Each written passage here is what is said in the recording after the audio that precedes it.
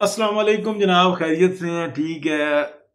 इस वक्त का मौजू है जनाब कासिम और सलेमान, इमरान खान साहब के दो बेटे। तो ये जो है ना पाकिस्तान आ रहे हैं और ये अगर इमरान खान को छुड़ाएंगे, जेल का ताला टूटेगा, इमरान खान छूटेगा। बड़ा बेटा पहले किक मारेगा, दरवाज़ा टूट जाएगा जेल का, और फिर वो छोटा जो है ना वो अपनी डंडेबाजी करेगा और जनाब सारे जो सिक्योरिटी है वो इधर उधर हो जाएगी। ये फिर निकाल के जनाब बाहर लेके आएंगे और जो जलसा है, जुलूस है, जो वो सीधा जो सा है, जो रैली है, वो वज़ीर आज़म हाउस की तरफ जाएगी और इमरान खान को वज़ीर आज़म बना के वज़ीर आज़म की सीट पर बिठा दिया जाएगा।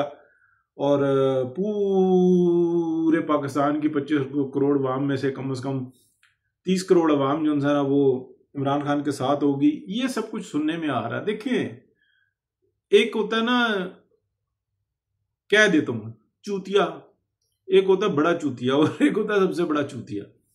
ये वो पार्टी है, इनको बहुत बड़ी सपोर्ट हासिल थी पूरी दुनिया से, इस्टेब्लिशमेंट की। और इनके ऊपर ना वो लोग जिन्होंने कभी मुसीबत नहीं झेली, कभी हक और हलाल की करके नहीं खाई। इसके अंदर दो तरह के लोग होते हैं। एक ऐसे होते हैं जैसे बड़ी मेहनत करते हैं, स्मगलिंग करते हैं, जान जोखिम में डालते हैं, पैसे कमाते हैं हराम के, उनको भी बड़ा एहसास होता है। एक होता है जिसका बाप जो है ना रईस होता है और उसको ट्रेनिंग नहीं दी जाती, वो कहता है कि बस ये हाथ लग गया यही सब कुछ है, और वो उससे बड़ा हरामी होता है। तो इसके अंदर जो है ना दोनों तरह के जो है ना ये पाए जाते हैं चूतिए पीटीआई के अंदर। अब वो तो ये समझ रहे हैं कि जनाब जो होल सिस्टम है ना ये इमरान खान के साथ है और हम भी उनके साथ चल रहे हैं। ये जुडिशरी के अंदर भी हैं, बड़ी बड़ी सीटों पे हैं और ये नीचे तक मौजूद है।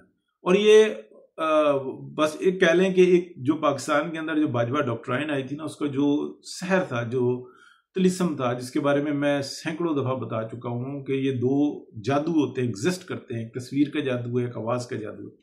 इस जादू ने इस कौम के ऊपर ना बड़ा बुरा असर किया, क्योंकि बताया कि इमरान खान जो है ना निजात दहिंदा, और निजात दहिंदा कौन है ये भी बता चुके हुए। अब जो है ना ये आ रहे हैं जी कासिम और सुलेमान आ रहे हैं। व्हाट्सएप ग्रुपों में बड़ी धूम मची हुई है, वैसे जनाब बड़ी हो रही है। हालांकि बिलीव करें कि राना सनाउल्लाह साहब ने पहले भी इनके साथ ज्यादती की थी, अभी फिर कर रहे हैं। वो बता रहे हैं कि जनाब जैसे ही कल कासिम सुलेमान जाएंगे अमेरिका, वहां से चक्कर लगा के इधर से उधर होते ये लाहौर पहुंचेंगे। लाहौर जब पहुंचेंगे तो हम जो है ना इनको वापसी की टिकट पकड़ा देंगे, हम बाहर निकाल देंगे। बिलीव करें ये राना साहब वो बंदे हैं कि इन्होंने इसी किस्म के बयान दे के ना इमरान खान से पिछली पीडीएम की जो हुकूमत थी उसमें इनसे इस्तीफे दिलवा दिए थे। यही राना साहब थे। राना सनाउल्लाह साहब ने इनकी सियासत को इतना समझा हुआ है, पीएचडी किए हुए, ऐसे ऐसे ऊपर तले जनाब बयानात दिलवाए कि उन्होंने कहा दे दो इस्तीफा दे दो। राना सल्लल्लाहु ये कह रहा है और उसके मायने ये हैं, और उसको अभी वो कह रहे हैं कासिम सुलेमान जिस दिन उतरेंगे ना, हो सकता है कि ये वाला मौसम ना हो, 6 महीने के बाद है, सख्त सर्दी हो, ये जो भी हो। सियासत के अंदर ये जो होता है ना कि कहते हैं लैंड क्रूजर से निकला बंदा हाथ हिला के अंदर चला गया। बेनजीर भुट्टो साहबों को क्या कीमत अदा करनी पड़ी।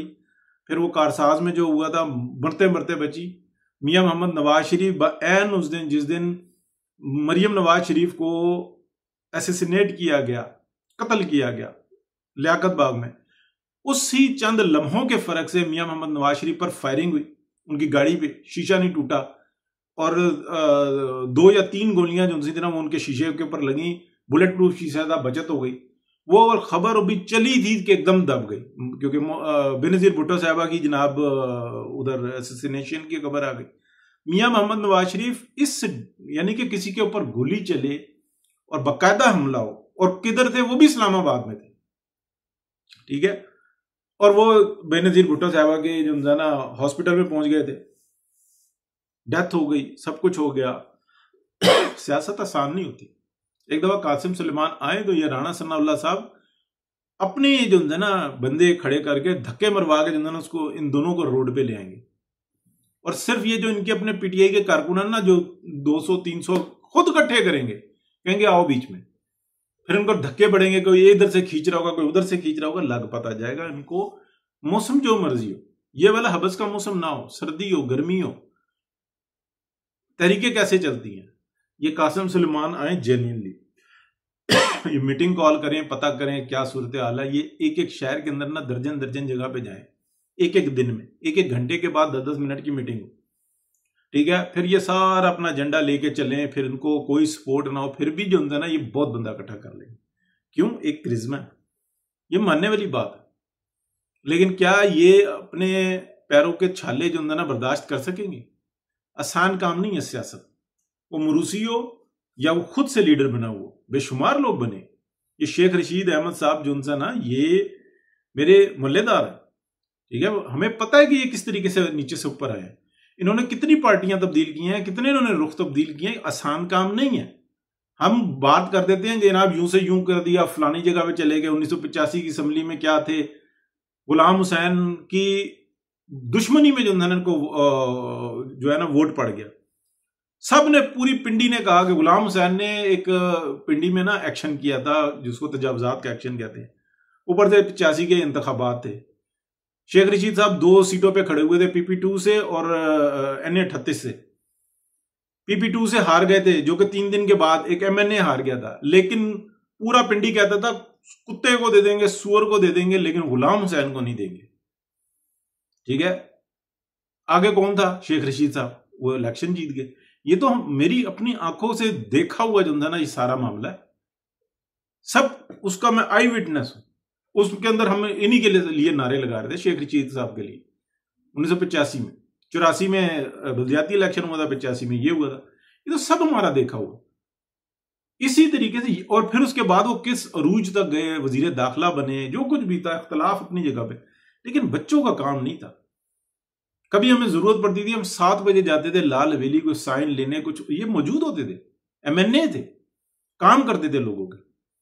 उसके बाद ये 9 बजे जब ना अपने दफ्तर में जाते थे, ठीक है, 2-3 घंटे डेली के देते थे लाल हवेली को, वजीर थे। ये वोट ऐसे नहीं इकट्ठे होते।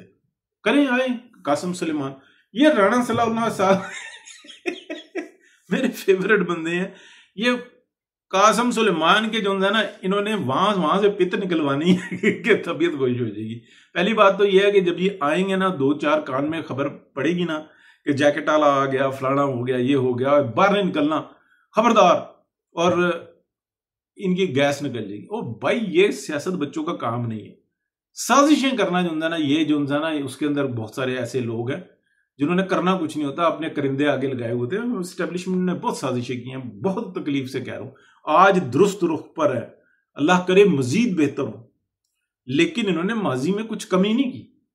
कोई रिपोर्ट नहीं मानती थी। बेनजीर भुट्टो साहबा, मियां मोहम्मद नवाई कहते थे कि हिफाजत करना तुम्हारी जिम्मेदारी है, तुम करो। ये रिपोर्टें दे रहे हो, फलानी जगह न जाना, कोयटा न जाना, पेशावर न जाना, यहां ना करना, ये मुझे क्यों दे रहे हो? हर मतलब इतनी रिपोर्टें देते हैं ना ये कि नहीं कल को कुछ हो जाए हम बताएंगे, हमने पहले बताया था। ये घर से बाहर नहीं निकलने देते। आ जाए जी कासिम सुलेमान, और ये बड़े अच्छे तरीके से लग पता जाएगा। लेकिन ये मुझे लग रहा है कि उन बेचारों दोनों को पता भी नहीं होगा, लेकिन राणा सनाउल्लाह साहब वो माहौल बनाएंगे कि वो बेचारे आ ही जाएंगे और फिर उनको लित्तर पड़ेगी। क्यों ब्रिटिश गवर्नमेंट ये कहेगी कि जनाब हमारे बंदों की हिफाजत करो, पता नहीं कौन कौन से कह रहे हैं जनाब, लग पता जाएगा। और यार यहाँ पे इमरान खान की बहनें रुल रही हैं, इमरान खान खुद रुल रहा है, पता नहीं क्या क्या करता करता जो है ना वो बेचारा तड़प रहा है अंदर, बस खाने अच्छे खा रहा है। अब उसको पता लगा जेल है, कितना खाना खाएगा? एक मतलब 2-4 कमरे, 3 मरले का घर है उसका, बस यूं समझ लो उसके अंदर कैद हुआ, भाग दौड़ करके वही दिमाग से बेचारा वो फारग हो चुका हुआ है।